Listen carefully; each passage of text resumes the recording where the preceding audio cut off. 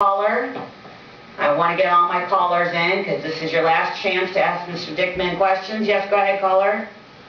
I wanted to know how you feel about the war on drugs. War on drugs. Yep, you're going to be a congressman now. The federal government has the DEA, and a lot of states are fighting them right now because in some states it is legally allowed for medical marijuana. And I've actually heard in California, they got enough signatures, they are going to put marijuana straight on their ballot in November as you can regulate it. And before people start to freak out, think about liquor stores. I mean, you know, because I'm against the war on drugs, but it was your question. I'm not going to Congress. I do not want to legalize the illegal drugs, but I do believe that a doctor can prescribe any drug. So what about the DEA? At least, would you enforce, let's start there, would you enforce the DEA going into California where it's completely legal and raiding these dispensaries? Well, to me, it's a state's issue. Okay. I don't really think the federal government ought to be jumping over the state lines to enforce their laws. And also, drugs are not in the Constitution, by the way. No. but again, it's a state. So, like, if Indiana did not want medical marijuana legal, then they have the people could say that. And then if Ohio said yes, and I needed it, I can move to Ohio. And if you have glaucoma or something, and you could just cancer, and I think AIDS. Well, there's several things that they say it works for. You could move to that other state and get it, you know, and the state should be allowed to do that. What about the funding for war on drugs? Are you okay with all that? Personally, I knew some people who were heavy smokers of marijuana, and I could see how it affected their minds over time. So I don't think it should be legal because it damages. Are you against? Here's my thing then. I know alcohol. Alcohol. Do you think alcohol should be illegal? Well, my grandfather was an alcoholic. But can you protect people from themselves? No, you can't do it. And I think, no offense, but I think unless you want alcohol illegal, you just can't pick and choose which drugs are bad, because then we can get into cigarettes. I mean, right. It's a fine line, you know, as long as you're not harming someone else. Right. So would you at least, so you're not for the war on drugs, but you're not against it? My best friend died from being an alcoholic. I didn't even know he was one. Well, he was my best friend when I was a kid. Now, after high school, we didn't, you know, hang out. We found out later. But he was a sober drunk. You wouldn't know it. Every time I ran into him, I never knew he had a problem, and he died from liver disease. I never knew, you know. So I know where you're coming from, but I don't think you can stop it. You can't stop without education, you know, and it's a family and community. I'm even good with the states. And I know a lot of people who did get into marijuana who got over it, you know. So I'm back to you. You can't protect people. It's not one of your issues. No, it's not one of the things that I'd be going for, you know. So I'm still kind of. So you at least if you're not for it, you leave it to the states. Yeah. Oh, definitely. So you would leave California to do whatever California chooses to do. Because I think it's now legal medically in 13 states, and I'm fine with that. No, yeah, that's fine. Let the states decide. Let the people who actually have to deal with those people who have the problem. And let the voters decide if they want it in their community. They want it in their state, in their community. If they don't, then let them say no. And what's the nice thing about that, allowing the states, is there's 50 states. So you're right, I can move around. You move around. When the federal government does something, as we've talked about. You have nowhere to move. Yeah, it's a blanket, one size fits all, and what Indiana and California are very, very different states. Right. So it should not be a one size fits all. Let us live the way we want, let them. Right. I will take that because I'm very much against the war on drugs, but I don't know if the caller's still there. Did that answer your question? She gone? All right, she's gone. We have another caller? Is that what you're going to throw at me? No.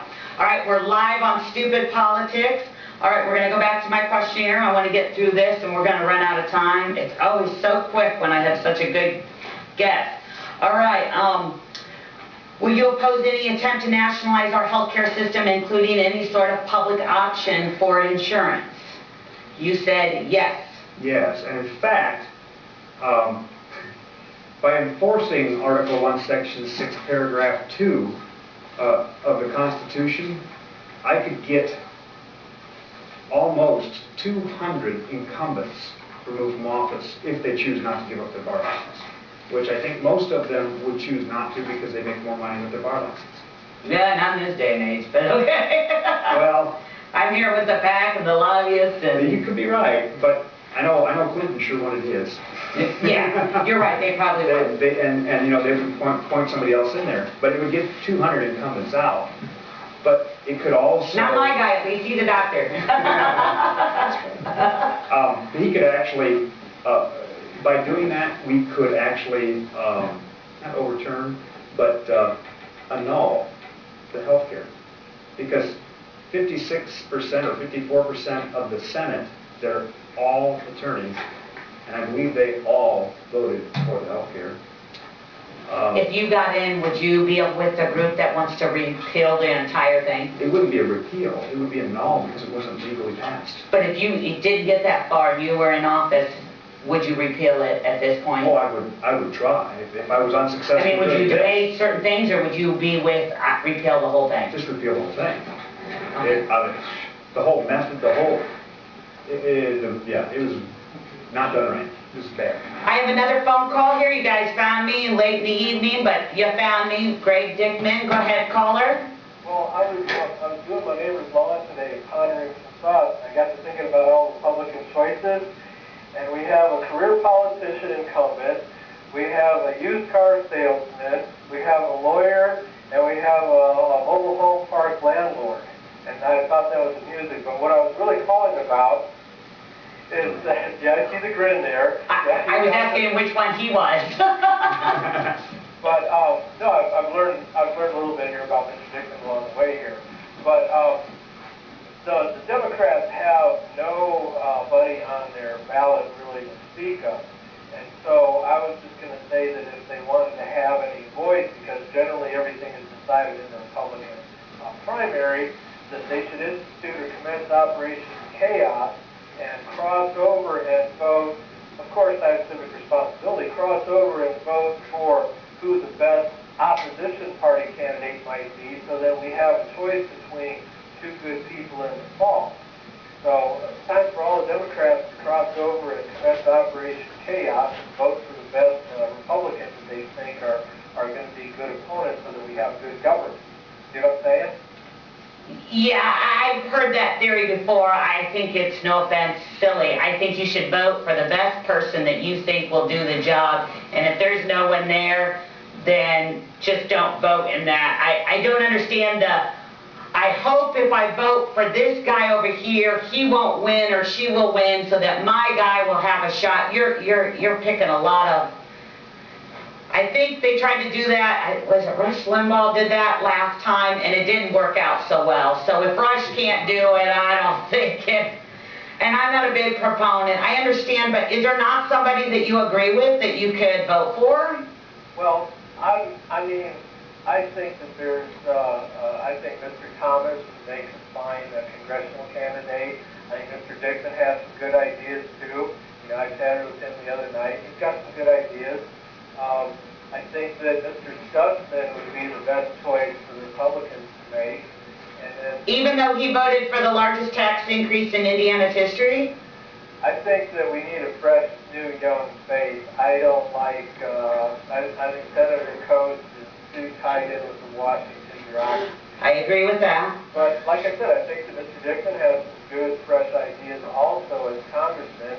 But, you know, and also that the car dealer has some good ideas too. But we definitely need to get rid of Mr. Sauer. He's been in there too long. He's a narc. I don't agree with his war on drug policy.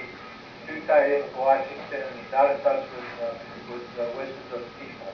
But, no, I think that there's simply no Democrats of any significance running, and they're largely unopposed, that in a good civic responsibility, and because primary laws are a mockery anyhow, that they should cross over and vote for the best civically government Republican, and then in the fall, then we'll have a choice between two good people, so that no matter who wins, people win. That's all I want to call about. I enjoy your show, and you folks have a good night. Good luck, Mr. Dickman. Well, thank you. Thank you.